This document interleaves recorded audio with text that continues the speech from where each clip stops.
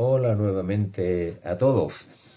Vamos a aclarar alguna cuestión previa más que nos ayude a introducirnos algo más tarde en la teología del cuerpo de Juan Pablo II.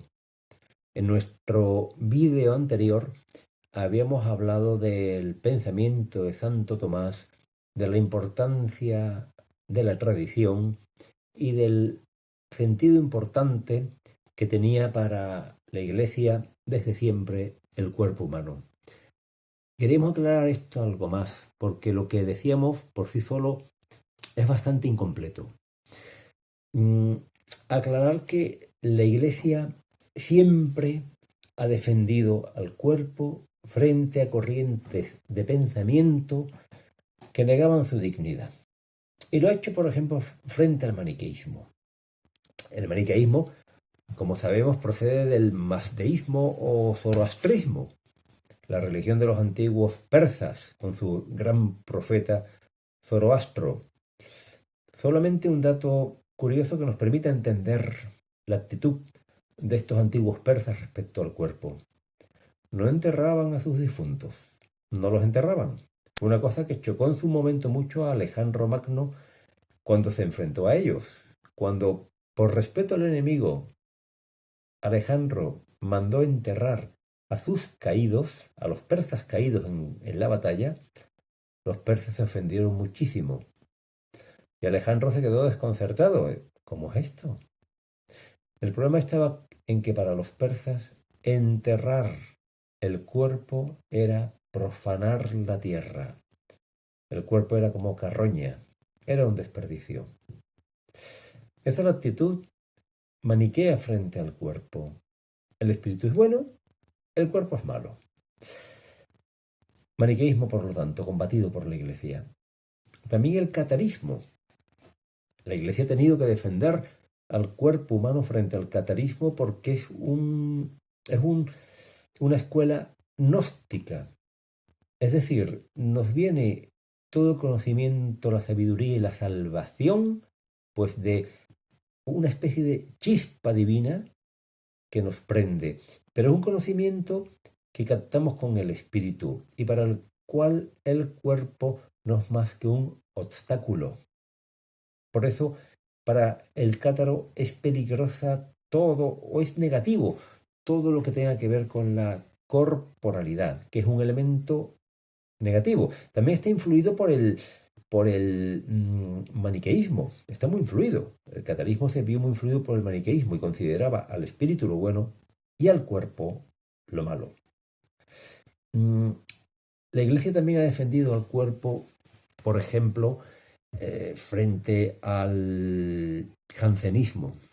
Jansenio, con sus errores acerca del pecado original y acerca de la gracia, practicaba una ascesis, una ascética durísima en la que al cuerpo había que maltratarlo para que el espíritu se viera lo más libre posible de él hasta que llegara la liberación definitiva en la muerte. Estas doctrinas fueron combatidas por la Iglesia, que decíamos que es religión de la encarnación. Dios asume un cuerpo, y un cuerpo que se entrega como alimento. Bien, sin embargo, nosotros veíamos que la reflexión de Santo Tomás sobre el matrimonio, siendo positiva, teniendo un aspecto de reconocimiento de auténtica necesidad del matrimonio, sin embargo, resultaba incompleta. Para nada se hace referencia en el esquema de Santo Tomás al amor de los esposos, cuando es un amor dado por Dios. Para nada se hace referencia, decíamos, a la Escritura, a la tradición, a las palabras de Cristo, nada de eso. ¿Cómo es posible eso en una mente tan imponente como la de Santo Tomás? Hay un autor francés llamado Yves Semen, es profesor de filosofía. Este señor aventura una hipótesis. Dice que en 1273, el 6 de diciembre de 1273, Santo Tomás dejó de escribir. No se sabe exactamente por qué. Suponemos que se debe a una experiencia mística, ¿no? Le decía a su secretario, al padre Reginaldo de Piperno, todo lo que he escrito al lado de lo que he visto es basura. Cuentan que incluso Santo Tomás le dijo que destruyera su obra. Sin embargo, Reginaldo no hizo eso. Reginaldo de Piperno lo guardó. Murió Santo Tomás.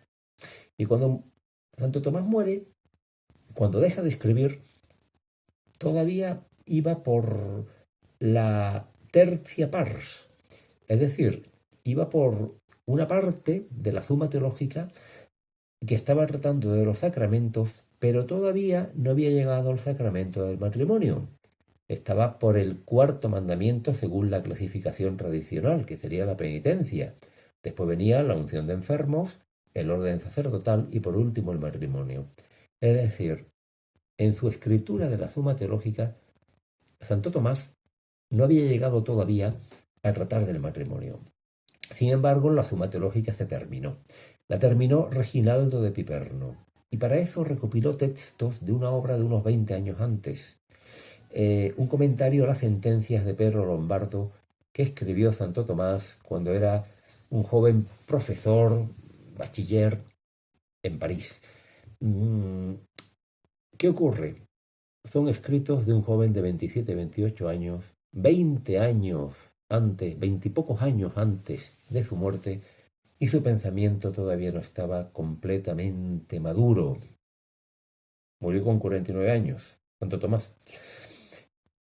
Probablemente una mente de la potencia de Santo Tomás hubiera podido obsequiarnos con mucho más de lo que hizo, ¿no? Porque siendo verdad su doctrina de los fines del matrimonio y manteniéndose todavía vigente, porque es que no se puede renunciar a ella, es que es totalmente cierta, sin embargo era gravemente incompleta e impedía de alguna manera crear una auténtica espiritualidad matrimonial. Era difícil desde esa única perspectiva de los fines del matrimonio, fines primarios y secundarios, el vivir una espiritualidad conyugal. Hablar del matrimonio como vocación parecía sencillamente algo que, bueno, había que pasar por ahí, ¿no? Había que pasar por ahí para que la especie no se extinguiera y tenía una serie de bienes, según San Agustín, fines, según Santo Tomás. Veremos cómo se supera todo esto, ¿no? Cómo sobre esto, insisto, se construye algo muy superior, algo que ha querido regalarnos el Espíritu Santo ya a finales del siglo XX, de manos de Juan Pablo II, que elimina ya todo resto de maniqueísmo en la doctrina de la Iglesia acerca del matrimonio, el acto conyugal, la sexualidad y la familia. Pues seguiremos, si Dios quiere. Gracias a todos.